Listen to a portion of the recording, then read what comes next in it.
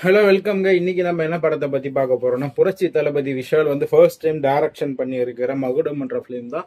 And இந்த film வந்து ஆக்சுவலா ஸ்டார்ட் பண்ணப்ப பாத்தீங்கன்னா, ரவி அரசுன்றவர் வந்து அவர் தான் வந்து ஸ்டோரி ஸ்கிரீன் பிளே டைரக்ஷன் பண்றதா இருந்துச்சு விஷால் சாரை வச்சு. பட் வந்து பாதிலேயே வந்து அவங்க ரெண்டு பேருக்குள்ள கருத்து வேறுபாடு ஏற்பட்டதுனால வந்து அவரோட கதையை மட்டும் இப்போ அவர் பேரை போட்டு இவரே டைரக்ஷன் ஸ்கிரீன் பிளே பண்ணியிருக்காரு.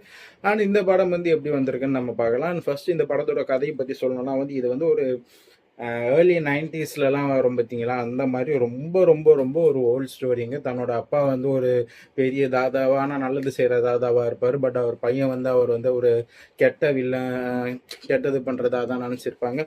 அண்ட் வந்து அவரை விட்டு பிரிஞ்சு வாழ்வாங்க. அண்ட் கிளைமேக்ஸில் வந்து ஒரு எப்படி சொல்கிறது, அவர் அப்பா யாருன்ற அந்த உண்மைலாம் தெரிஞ்சு அந்த திருந்தி எப்படி சொல்கிறது தன்னோட அப்பா கூட போய் ஒன்றா சேர்றப்ப அந்த டைமில் வந்து அப்பாவை கொண்டுடுவாங்க. அவர் கட்டி பிடிச்சி போனதை கட்டி பிடிச்சி அழுவுறது, இந்த மாதிரி ஒரு கதைங்க. எனக்கு தெரிஞ்சு நான் ஃபஸ்ட்டு வந்து எங்கள் ஊர் தேட்டரில் வந்து சின்ன வயசில் ஒரு சரத்குமார் சார் படம் பார்த்தேங்க. பேர் வந்து நம்ம அண்ணாச்சு நினைக்கிறேன். ட்ரிபிள் ஆக்ஷன் பண்ணியிருப்பார் அதில் வந்து சரத்குமார் சார்.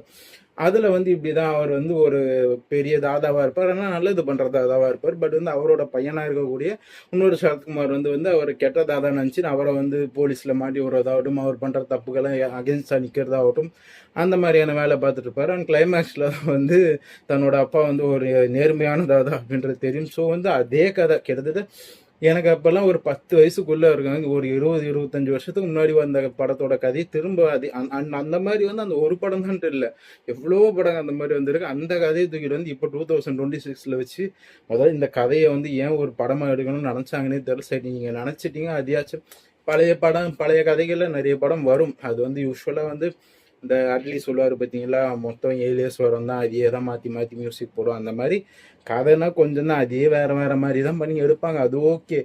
அதுக்குன்ட்டு வந்து ஸ்க்ரீன் பிளே வச்சு ஒழுங்காக பண்ணணும்லங்க. இது வந்து விஷால் சாரே வந்து ஸ்க்ரீன் பிளே எழுதியிருக்காரு.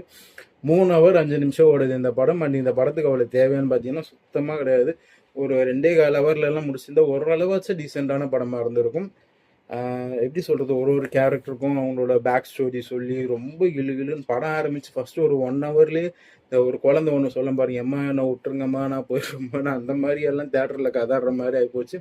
அண்ட் அதுக்கப்புறமே கூட இன்டர்வலுக்கு முன்னாடி ஒரு 10-15 நிமிஷம் கொஞ்சம் இன்ட்ரெஸ்டிங்காக போச்சு. அண்ட் அதுக்கப்புறம் திரும்ப சரி அதை தான் இன்டர்வலுக்கு முன்னாடி ஒரு கதைக்குள்ளே வந்துட்டாங்க, இதுக்கப்புறமாச்சும் நல்லா கொண்டுட்டு போவாங்கன்னு பார்த்தா திரும்ப வந்து அந்த பழைய ஃப்ளாஷ்பேக், அதாவது பழைய அவங்க அப்பாவோட ஃப்ளாஷ்பேக் ஆரம்பித்து அது திரும்ப ஆளுந்து ஆரம்பித்து அக்கு வர்றதுக்குள்ளே நமக்கு வந்து இதுவாகி போயிடுது. ஸோ வந்து கதையாகட்டும் ஸ்க்ரீன் பிளே ஆகட்டும் எல்லாமே வந்து ரொம்ப அவுடேட்டடுங்க.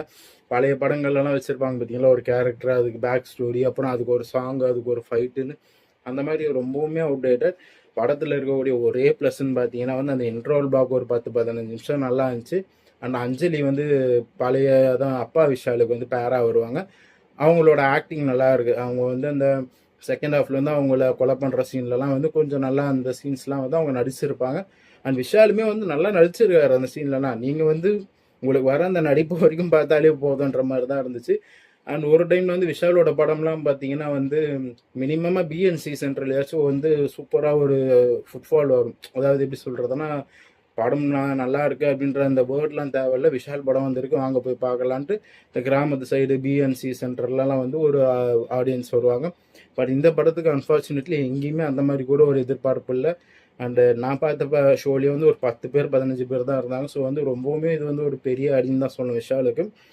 அண்ட் ஹோப் அவர் வந்து ஒரு கம்பேக் கொடுப்பாருன்னு நினைப்போம். ஒரு ஆக்டராக மட்டும் அவர் கொடுத்தா நல்லாயிருக்கும். அண்டு இந்த நமக்கு வர்றதை நல்லா பண்ணுறது பெரிய, ஆனால் வந்து அவர் நிறைய இன்டர்வியூவில் சொல்லியிருக்காரு, எனக்கு வந்து டேரக்ஷன்னா ரொம்ப பிடிக்கும் அப்படின்ற மாதிரி. ஸோ உங்களுக்கு டேரக்ஷன் தான் பண்ணணும் அப்படின்னா இப்போ பவர் பாண்டி படத்தெல்லாம் தனுஷ் வந்து ஒரு சூப்பரான கதையை வச்சு நல்லா பண்ணியிருப்பார். அந்த மாதிரி கூட வேறு ஏதாச்சும் ஹீரோ வச்சு சிம்பிளாக ஒரு நல்ல கதையில் ஃபஸ்ட்டு பண்ணுங்கள்.